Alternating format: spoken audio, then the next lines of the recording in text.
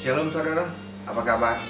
Saya percaya dimanapun kita berada, berkat Tuhan senantiasa menyertai dan berkati rumah tangga keluarga kita, usaha pekerjaan Tuhan pasti pelihara. Saudara, biar pada saat kesempatan ini kembali kita boleh bersama-sama berkumpul untuk menikmati firman Tuhan.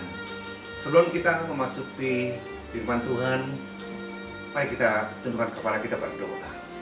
Terima kasih Tuhan, Kau berikan kesempatan kepada setiap kami untuk kami boleh bersama-sama berkumpul, berhimpun untuk menikmati firman-Mu yang luar biasa. Dimanapun kami berada Tuhan, kami percaya penyertaan Tuhan ada menyertai. Hikmat-Mu menuntun setiap langkah kami. Kebenaran firman-Mu menguatkan kepada setiap kami. Yang lemah dikuatkan, yang terikat dilepaskan, yang sakit disembuhkan. Sampaikan isi hati-Mu Bapa. Di dalam nama Yesus kami siapkan hati kami. Haleluya. Amin. Oleh kasih Tuhan, kita buka firman Tuhan. Firman-Nya terambil dari Mazmur 2 ayat 4 sampai dengan 9. Mazmur 2 ayat 4 sampai dengan 9.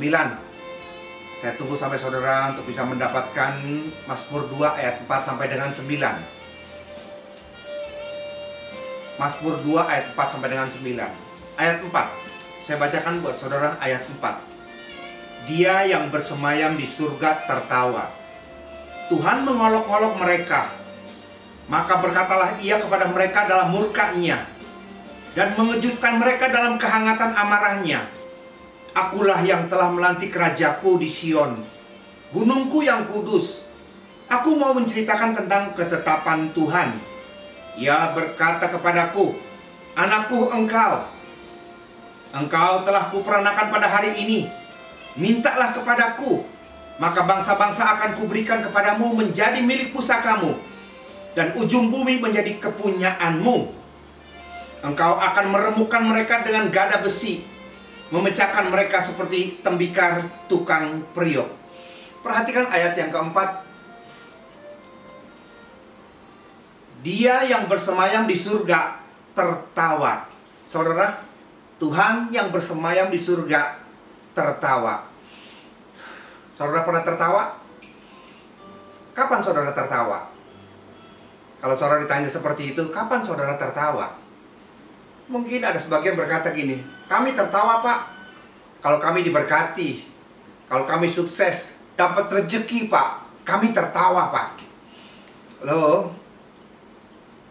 apakah seperti itu? Jadi kalau tidak dapat rezeki, kalau tidak diberkati, kalau tidak sukses, apakah kita tidak bisa tertawa? Saudara, apapun keadaan kita tertawa. Karena itu yang diberikan oleh Tuhan kepada setiap kita. Tertawa berkatnya luar biasa. Saudara, saya jadi ingat waktu saya jadi konselor, ada jemaat datang sama saya. Kita konseling di sana. Bapak itu usianya 60 tahun. Tetapi tampaknya lebih tua daripada umurnya. Saya tanya, Bapak punya masalah problem apa? Dia menjawab, dia sakit, jantungnya sakit, komplikasi, juga ginjalnya, gula darah. Bapak sudah pergi kemana saja? Saya sudah berkeliling. Tuhan tidak jawab, tidak disembuhkan. Sudah berdoa, dokter tidak menyelesaikan masalah. Dia sudah kepada hamba Tuhan, didoakan pun belum jadi masalah. Saat dia berbicara seperti itu, saya stop. Dia berkata gini, Bapak sudah kemana-mana semuanya? Sudah. Saya tanya satu hal, kapan terakhir Bapak tertawa? Bapak itu melihat saya dengan bingung. Dia ngomong, dia bicara mengenai sakit penyakit. Dia berbicara mengenai dokter dan alternatif tidak bisa menolong dia. Hamba Tuhan belum juga menjawab doanya. Tuhan belum jawab doanya melalui hamba Tuhan. Dan saya bertanya kepada dia, kapan Bapak terakhir tertawa? Dengan muka agak sedikit tersinggung. Mungkin dia pikir aku bercanda di situ. Iya, saya serius. Kapan Bapak terakhir tertawa? Dia berkata, bagaimana mungkin saya bisa tertawa Pak? Masalah saya, penyakit saya Saya sudah habis biaya banyak, Pak. Bagaimana mungkin saya bisa tertawa? Saya kembali tanya sama dia, Bapak sebenarnya aneh, Bapak mau sembuh atau tidak? Iya, saya mau sembuh. Sekarang saya tanya, kapan Bapak terakhir tertawa? Apa urusannya dengan kesembuhan saya? Itulah kenapa Bapak tidak tertawa. Kenapa Bapak tidak disembuhkan? Karena Bapak tidak tertawa. Saudara, dia mungkin agak sedikit tersinggung. Saya berkata kepada dia, Bapak baca firman Tuhan, Amsal 17 ayat 22. Biar Pak Surya, coba tolong bantu Pak Surya. Hati yang gembira adalah obat yang manjur. Hati yang gembira adalah obat yang manjur. Hati yang gembira obat yang manjur. Terus Pak? Tetapi semangat yang patah mengeringkan tulang. Itu yang terjadi. Ini ayat firman Tuhan. Bapak cari kesembuhan, datang begitu dekat kesembuhan hanya dengan hati yang gembira. Obat yang manjur buat sakit penyakit Bapak. Mungkin di dalam hati Bapak berkata, bagaimana mungkin saya bisa bersuka cita waktu saya sakit? Bagaimana mungkin saya bisa bersuka cita kalau saya punya problem dan masalah? Filipi 4 ayat 4 berkata, ayo Pak Surya, Filipi 4 ayat 4 berkata, Filipi 4 ayat 4 berkata, bersukacitalah senantiasa. Bersukacitalah senantiasa. Senantiasa bersukacita. Oke, terus Pak? Di dalam Tuhan. Sekali lagi kukatakan, bersukacitalah. Saudara, Pak, saya bilang sama dia, Pak, ini perintah. Bersukacitalah senantiasa di dalam Tuhan. Oke? Sekali lagi aku berkata bersukacitalah. Bapak harus tahu, bersukacitalah senantiasa dalam Tuhan. Artinya apa? Bapak bersukacita. Firman Tuhan tidak berkata bersukacitalah kalau hutangmu lunas, bersukacitalah kalau sakitmu sembuh, bersukacitalah kalau keluargamu dipulihkan. Firman Tuhan berkata bersukacitalah senantiasa di dalam Tuhan. Kenapa? Karena Dia sudah menyelamatkan kita. Itu lebih daripada segala-galanya. Mujizat yang paling besar buat kita bukan sakit disembuhkan, bukan hutang kita lunas. Mujizat yang paling besar buat kita adalah kita tuh diselamatkan. Tekankan ini, ingatkan ini Bapak. Kalau Bapak mau disembuhkan, kerelaan, ucap syukur sama Tuhan. Percayalah, Tuhan luar biasa. Jadi jangan sampai kita bersuka cita, ketawa, bergembira kalau utang kita lunas atau sakit penyakit kita. Bapak bersuka citalah. Penyakit, utang, masalah, problem tidak akan bisa mengganggu damai sejahtera yang Tuhan sudah berikan kepada setiap kita. Pak, pulang, Bapak bersuka cita, mengucap syukur. Tuhan tidak pernah akan memberikan pencobaan lebih daripada kapasitas kemampuan kita. Tuhan kita baik. Ada amin saudara? Inilah yang Tuhan inginkan pada setiap kita. Jangan sampai kita bersuka cita, kita tertawa kalau kita punya utang lunas, kalau kita diberkati. Bersuka citalah senantiasa. Karena apa? Karena Tuhan sudah menyelamatkan saudara dan saya lebih daripada apa yang dunia tawarkan. Hari ini kita hari ini mau mempelajari Tuhan di surga tertawa. Tapi tertawanya sinis. Lihat ayat 4. Lihat firman Tuhan. Dia bersembahyang di surga tertawa. Tuhan mengolok-olok mereka. Tertawa sambil mengolok-olok. Itu tertawa yang sinis. Itu tertawa sinis, bukan sesungguhnya tertawa. Lihat ayat 5-nya lebih tegas lagi. Maka berkatalah ia kepada mereka dengan dalam murkanya, mengejutkan mereka dalam kehangatan amarahnya. Tuhan tertawa. Karena apa? Tertawa sinis kepada mereka. Siapa mereka? Semua bangsa-bangsa di dunia. Sinis karena apa? Memperolok-olok mereka. Saudara, kenapa sih Tuhan tertawa? Judul khotbah saya pada saat hari kesempatan ini adalah kenapa Tuhan tertawa di sini? Yang pertama, Tuhan tertawa karena melihat manusia sombongnya luar biasa, angkuhnya luar biasa, baru punya kekuatan sedikit aja sudah lupa sama Dia yang memberi berkat. Kenapa Bapak bisa seperti itu? Saya tidak menuduh saudara, saya tidak menuduh siapapun di tempat ini. Kita berbicara mengacu kepada murid daripada Tuhan Yesus sendiri. Ini muridnya yang dipilih oleh Tuhan sendiri. Lihat tingkah laku mereka seperti apa. Lukas 9 ayat 12. Ya Pak Surya. Lukas 9 ayat 12. Kita bisa melihat di sini. Lukas 9 ayat 12. Pada waktu hari mulai malam, datanglah ke-12 muridnya kepadanya dan berkata, suruhlah orang banyak itu pergi, supaya mereka pergi ke desa-desa dan kampung-kampung di sekitar ini untuk mencari tempat penginapan dan makanan. Karena di sini kita berada di tempat yang sunyi. Lihat, siapa yang memerintahkan di sini? Saudara, suruhlah mereka pulang ke kampung. Siapa? Murid-muridnya nyuruh Yesus. Yesus, Tuhan Yesus, tuh suruh tuh orang banyak, suruh pulang dia ke sana. Suruh pulang, ini hari sudah gelap. Suruh pulang, makan sono-sono. Murid-muridnya kok bisa merintah Yesus suruh ngusir mereka? Sombongnya bukan main. Kalau kita lihat di sini sepertinya tidak kelihatan. Lihat ayat satunya. Pak Surya, coba lihat ayat satunya. Sebelum daripada peristiwa ini, lihat ayat satunya. Lukas Ya, Pak. 9 ayat 1. Maka Yesus memanggil ke-12 muridnya, lalu memberikan tenaga dan kuasa kepada mereka. Memberikan tenaga dan kuasa kepada mereka. Terus Untuk menguasai setan-setan dan untuk menyembuhkan penyakit-penyakit. kalau saudara lihat, baca itu semua. Setan-setan diusir, orang sakit disembuhkan. Murid-murid melihat Yesus melakukan perkara yang sama. Setan diusir, sakit disembuhkan. Sekarang murid-muridnya melakukan hal yang sama. Bisa juga mengusir setan, bisa juga menyembuhkan sakit penyakit. Artinya apa? Dia dengan Yesus kayaknya udah mulai seimbang. Udah mensejajarkan diri dengan Yesus seperti ini. Makanya begitu ada orang banyak di sana berkata, Yesus, tuh suruh usir, suruh pulang aja, pulang gitu. Luar biasanya, sombongnya, baru dikasih kekuasaan, kuasa otoritas seperti itu. Dia sudah lupa diri, dia sudah menganggap dirinya dengan Yesus seimbang, setara. Suheng, sute, itulah. Saudara, kita lihat ayat 52. Kita lihat ayat 52 lagi. Lukas 9 ayat 54 maksud saya. Lukas 9 ayat 54. Lihat peristiwa yang sama juga. Lukas 9 ayat 54. Ketika dua muridnya yaitu Yakobus dan Yohanes melihat hal itu, mereka berkata, "Tuhan, apakah Engkau mau supaya kami menyuruh api turun dari langit untuk Tuhan, membinasakan mereka?" apakah Engkau mau supaya kami, lihat, kami menyuruh apa? Menyuruh api turun dari langit untuk membinasakan mereka. Luar biasa. Sombongnya luar biasa.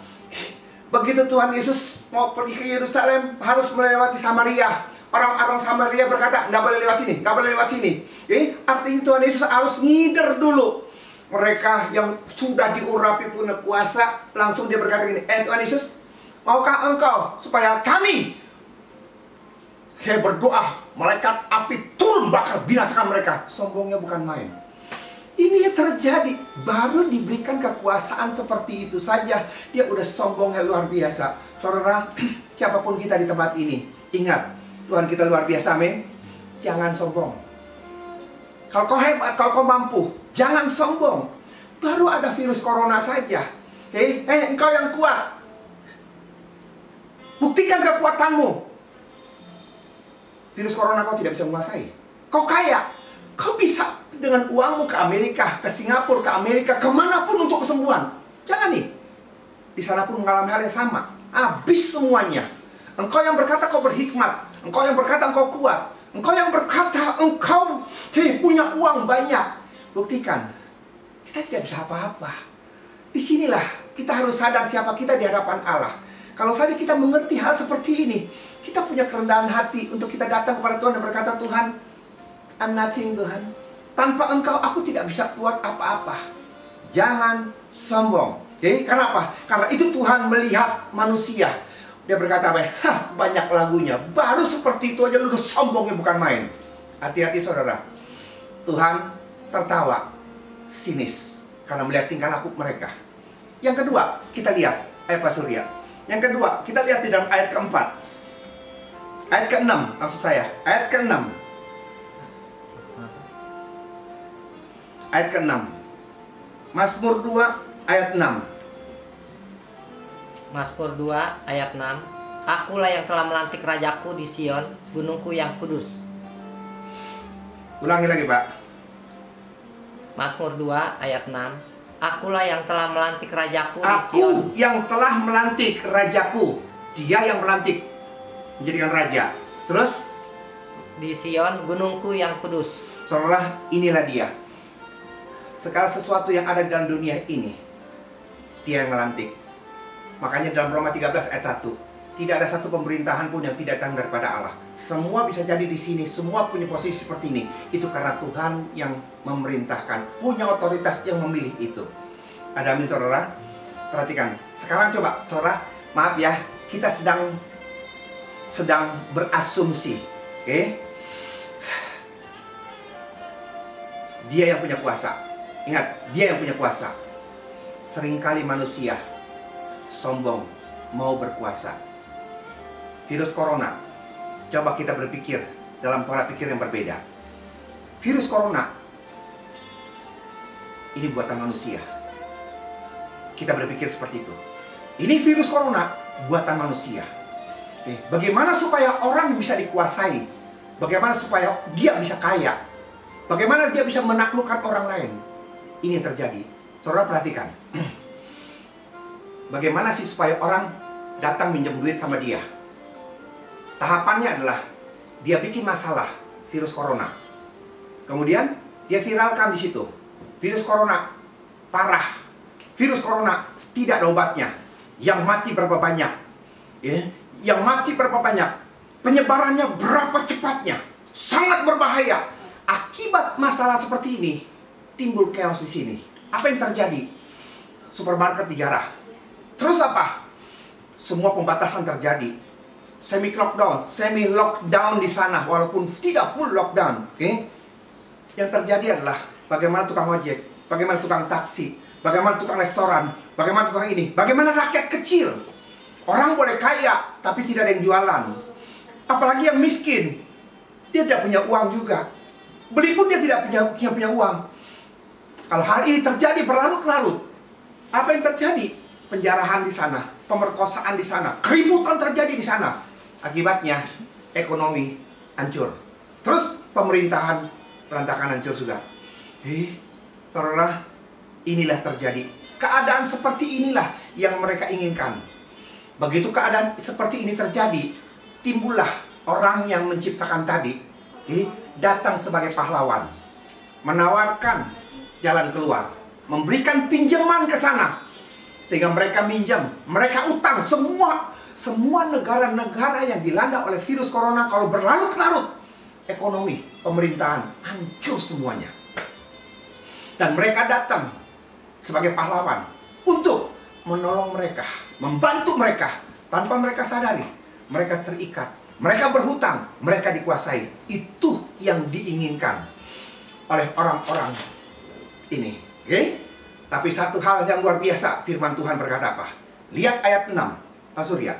Lihat ayat 6. Mazmur 2 ayat 6. Mazmur 2 ayat 6. Akulah yang telah melantik rajaku di Sion, gunungku yang kudus. Akulah. Manusia boleh mereka-rekakan yang jahat, tapi Tuhan mereka-rekakan semua untuk kebaikan. Memberikan hari depan yang penuh dengan pengharapan. Mereka boleh punya rancangan yang jahat untuk membuat ekonomi hancur, pemerintahan berantakan. Tapi ingat, pemerintahan ini Tuhanlah yang punya otoritas. Terus Pak, 7. Ayat 7-nya. Aku mau menceritakan tentang ketetapan Tuhan. Ia berkata kepadaku, anakku engkau telah kuperanakan pada hari ini. Terus ayat 8. Mintalah kepadaku. Mintalah kepadaku. Lihat, Tuhan memberikan satu link khusus buat kita sebagai orang percaya. Minta, Matius 7 ayat 7. Minta, cari ketuk, minta menerima, cari mendapatkan, ketuk, pintu akan dibukakan. Itu link khusus buat kita sebagai orang percaya untuk meminta perlindungan, untuk meminta penyertaan daripada Tuhan. Itu yang Dia siapkan buat saudara dan saya. Terus Pak Surya. Maka bangsa-bangsa akan kuberikan kepadamu. Amin. Bangsa-bangsa akan kuberikan kepadamu, menjadi milik pusakamu. Terus menjadi milik pusakamu, dan ujung bumi menjadi kepunyaanmu. Ujung bumi akan menjadi kepunyaanmu. Terus engkau akan meremukkan mereka dengan gada besi. Engkau akan meremukkan mereka dengan gada besi. Terus memecahkan mereka seperti tembikar tukang periuk. Ada amin, saudara. Manusia boleh merekakan yang jahat buat setiap kita, tapi ingat, yang pegang otoritas Tuhan. Mereka punya rencana yang jahat untuk menghancurkan ekonomi pemerintahan. Tapi ingat, pemegang otoritas adalah Tuhan. Oleh karena itu, firman-Nya berkata, mintalah kepada di sumber berkat. Karena Tuhan akan memberikan otoritas, menguasai bangsa-bangsa, meremukkan setiap mereka seperti tembikar. Oleh karena itu, Saudara, dimanapun saudara berada, ingat, Tuhan menyertai kita. Tuhan sudah menyiapkan sarana buat setiap kita. Kita di Tiberias, ada sarana yang luar biasa melalui gembala sidang. Melalui gembala sidang dengan minyak urapan ini. Oke, pakai sarana ini. Tutup bungkus dengan kuasa darahmu. Dimanapun saudara berada. Oke, saudara bisa mengangkat minyakmu bersama-sama dengan saya berdoa. Oke, angkat minyakmu di tempatmu. Kita sama-sama berdoa. Oke, pakai minyak ini. Oleskan semuanya di tempat-tempat di mana untuk kita mematahkan semua tipu musyiat daripada iblis. Tuhan akan melakukan semuanya. Saudara, angkat minyakmu di tempatmu masing-masing. Kita akan berdoa untuk minyak urapan ini. Kau mengutus muridmu dengan minyak urapan, biar siap tetes siap air minyak ini kau ubah menjadi minyak urapan yang penuh dengan kuasa. Minyak ini memuliakan Allah Yesus dan Roh Kudus, memuliakan manusia, menyucikan, menguduskan, mentahirkan segala sesuatu, menyembuhkan segala penyakit dan mengusir setan-setan. Setiap tempat-tempat yang kami olesi, hadiratmu akan ada menyertai berkati, membentengi tempat-tempat tersebut, sehingga orang sirik, dengki, hati, dendam, benci, netet, orang jahat, virus, kuman, apapun bentuknya, tidak pernah akan bisa menerobos karena penyertaan Tuhan luar biasa. Tidak ada satu panas iblis pun yang bisa akan menerobos karena benteng Tuhan luar biasa. Dan siapapun yang ada di dalam tempat-tempat yang sudah kami olesi, suamimu, istrimu, anakmu, keluargamu, sebut namanya satu-satu, dilindungi, dijagai, diberkati karena penyertaan Tuhan luar biasa. Inilah minyak urapan yang berkuasa dalam nama Yesus. Amin. Saudara, lakukan hal seperti itu. Oke, pakai minyak, oleskan di ambang pintu, setiap tempat dalam nama Yesus. Dalam nama Yesus, dengan minyak urapan ini, kita akan melihat bagaimana penyertaan Tuhan. Oke, minta kepada Dia. Kita punya otoritas, kita punya kuasa. Lakukan ini karena Tuhan mau memberkati kita. Ada amin. Tundukkan kepala kita berdoa. Terima kasih Tuhan. Firman-Mu sudah hamba sampaikan. Berkat-Mu tercurah menyertai berkati mereka. Kami percaya Tuhan, Kau ada menyertai kami. Ampuni kami Tuhan, kalau selama ini kami begitu sombong dan angkuh mengandalkan diri kami sendiri. Tapi hari ini kami melihat bagaimana tangan kuasa Allah melindungi, menjaga kami. Kami tidak bisa memaksa mereka untuk baik kepada kami, tapi kami punya otoritas untuk membatasi kuasa mereka, karena Tuhan memberikan otoritasnya kepada setiap kami. Bapak Tuhan, Kau pakai setiap kami Bapak, melindungi, menyertai, memberkati senantiasa rumah tangga kami, keluarga kami, usaha, pekerjaan, karir, bisnis, toko, pabrik kami di dalam nama Yesus. Dengan sarana minyak urapan ini Tuhan, kami akan melihat bagaimana kuasa-Mu luar biasa dinyatakan atas setiap kami. Yang lemah dikuatkan, terikat dilepaskan, yang sakit disembuhkan. Virus, kuman, bakteri tidak akan bisa masuk menerobos karena penyertaan-Mu luar biasa menyertai, memberkati. Terima kasih Bapak. Berkati Tuhan negara kami Tuhan. Tutup bungkus dengan kuasa darah-Mu. Orang-orang sirik dengki, orang-orang yang punya niat jahat untuk negara kami katakan kuasa dalam nama Yesus. Berkati, lindungi Tuhan Presiden kami Joko Widodo Tuhan. Ya, penyertaan-Mu ada menyertai, memberkati, melindungi senantiasa dalam pemerintahannya Bapak. Nyatakan kuasa-Mu melalui hamba-Mu ini Tuhan. Ada orang benar yang berdoa, ada orang benar yang berkuat, yang berteriak Tuhan, untuk menyelamatkan, untuk menunduk bungkus Tuhan, untuk menyertai, memberkati dengan luar biasa di dalam nama Yesus. Terima kasih Tuhan, dan kami percaya doa orang benar besar kuasanya. Terima kasih di dalam nama Yesus kami ucap syukur. Haleluya. Amin. Terima kasih saudara. Demikianlah firman Tuhan. Sampai jumpa dalam program-program selanjutnya. Haleluya. Amin.